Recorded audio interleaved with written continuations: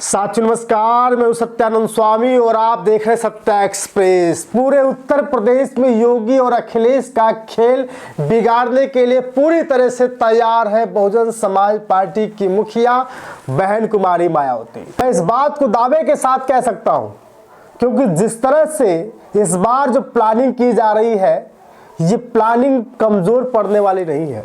ऐसे ऐसे प्लान तैयार किए जा रहे हैं जिस प्लान को जानकर आप भी हैरान हो जाएंगे और कहेंगे हाँ, अब बहन कुमारी मायावती जी अच्छा काम कर रही है। जैसा कि मैंने आपको पहले बताया था कि बहन जी उत्तर प्रदेश के 18 मंडलों में घूमने का प्रयास करेंगी, 18 मंडलों में रात बिताने का प्रयास करेंगी, गांव-गांव जाएंगी। ऐसा प्लान उन्होंने तैयार किया है। जैसे 2007 से लेकर 12 के बीच में मुख्यमंत्री बनने के बाद बहन कुमारी मायावती जी ने प्लान तैयार किया था, काम कर रही थी। लोग कहते थे कि जब बहन जी सरकार में होती थी तो जब वो दौरा करती थी तो सबके हाथ पांव फूल जाते थे, अधिकारी हनुमान चालीसा पढ़ने लगते थे। ठीक उसी तरह बहन कुमारी मायावती जी इस बार की जो प्लानिंग कर रही हैं, इस बार मुख्यमंत्री बनने के बाद नहीं, मुख्यमंत्री बनने से पहले कई मंडलों कई जिलों का भ्रमण करेंगे। साथियों, बहुत बड़ी खबर है और आपको बता दूं कि 9 अक्टूबर के बाद बहन कुमारी मायावती जी उत्तर प्रदेश के नोएडा में 6 दिसंबर को बाबा साहब डॉक्टर भीमराव अंबेडकर साहब के परिनिर्वाण दिवस पर बहुत बड़ी रैली करने जा रही है। सोचिए, एक तरफ 9 अक्टूबर लखनऊ में, जहां उत्तर प्रदेश के पूर्वी क्षेत्रों को साधने की बहन जी ने पूरी तरह से कोशिश की लखनऊ में, और वो रैली आप लोगों ने देखा, बहुत ज़्यादा भीड़ थी, संख्या इतनी कि गिनी नहीं जा सकती।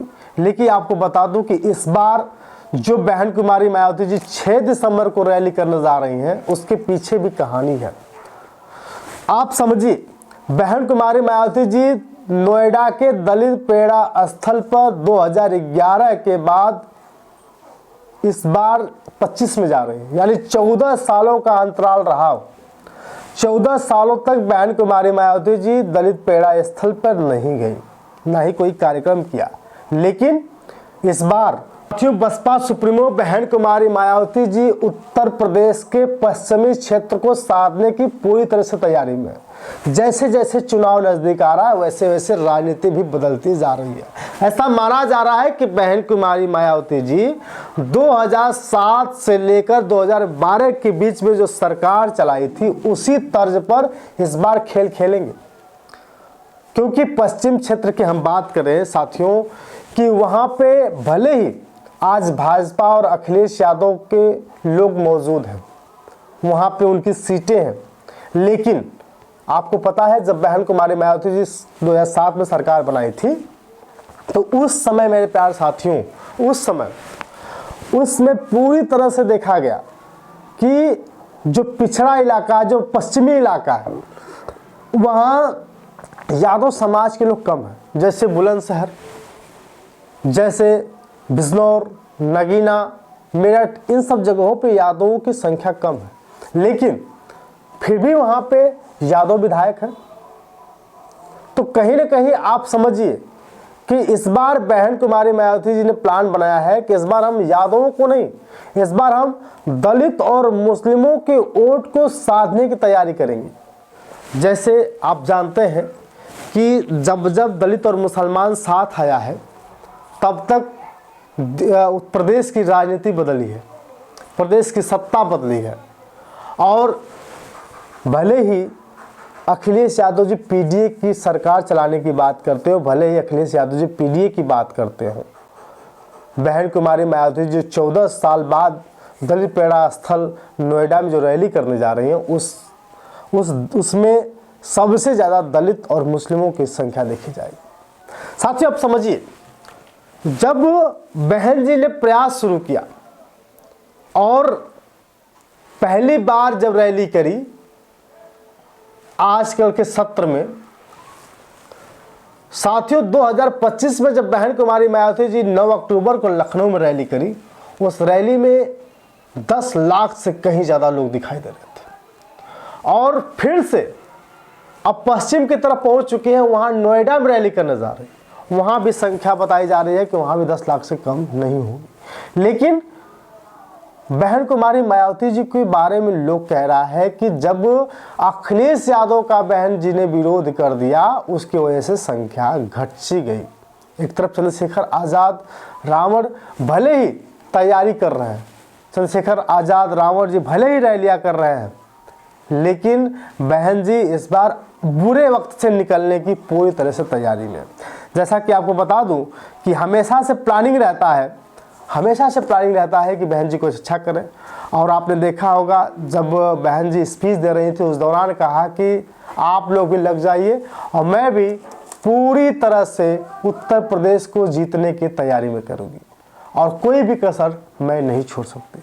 तो आपको बता दूं कि दलित पेड़ा स्थल पर अभी हाल ही में सतीश चंद्र मिश्रा जी पहुंचे थे, वहाँ का जायजा ले रहे थे क्योंकि जो 6 दिसंबर को बाबा साहब डॉक्टर भीमराव अम्बेडकर साहब के जो श्रद्धांजलि सभा मनाई जाएगी उसमें भीड़ बहुत ज़्यादा होगी और यहाँ पे पश्चिमी क्षेत्र के लोग बिगुल बजाएंगे। और आपको बता दूं मेरे प्यारे साथी कि जब सतीश चंद्र मिश्रा वहाँ जाते हैं उसके बाद नौशाद अली साहब भी गए थे।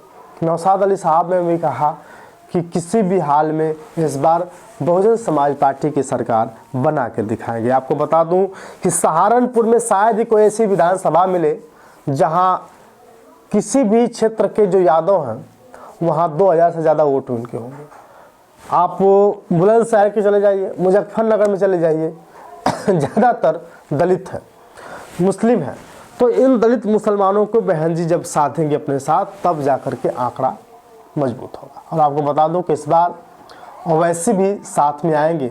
जब ओवैसी जी इशारा कर दे कि नहीं बहन कुमारी मायावती जी को सपोर्ट करना है तो मैं आपको बता दूं मेरे प्यारे साथियों, मुस्लिम का जो 30% 20% बहुजन समाज पार्टी से अलग है या किसी अन्य पार्टी से अलग है वो सीधे बहुजन समाज पार्टी के साथ आ जाएगा। अगर ओवैसी साहब ने ऐलान कर दिया तो। और मुझे लगता है कि इस बार सिर्फ डीएम की राजनीति होगी, दलित और मुसलमानों की राजनीति होगी, दूसरी कोई राजनीति नहीं कर पाएगा क्योंकि योगी सरकार से सभी लोग ऊब चुके हैं। बहन जी ने भले ही योगी जी का बड़े मन से सम्मान किया हो लेकिन हर मन से सम्मान नहीं करती। और आपको ये भी पता होगा कि बहन जी हमेशा बैलेट पेपर को लेकर भाजपा के खिलाफ आवाज़ उठाती रहती है, बोलती रहती है। दलितों पर जो शोषण होता है तभी बोलती रहती है। आज तक सबको जो है कि भारत रत्न मिल गया लेकिन माननीय कांशीराम साहब को भारत रत्न नहीं मिल पाया। इसके पीछे समझिए, अगर भाजपा की बहन जी बी टीम होती, भाजपा का सपोर्ट कर रही होती तो आज कहीं किसी दिन भी कांशीराम साहब को भारत रत्न का पुरस्कार मिल जाता। बाकी मेरे प्यारे साथियों आपकी राय क्या है कमेंट करके बताइएगा। क्या सोचते हैं पश्चिमी क्षेत्र को लेकर के, क्योंकि मुजफ्फरनगर और मेरठ, नगीना, बिजनौर इन सब क्षेत्रों में यादवों की संख्या कम है, इसलिए बहन जी डीएम की राजनीति करेंगे। बाकी आपकी राय कमेंट करके बताइएगा। बहुत बहुत धन्यवाद, शुक्रिया।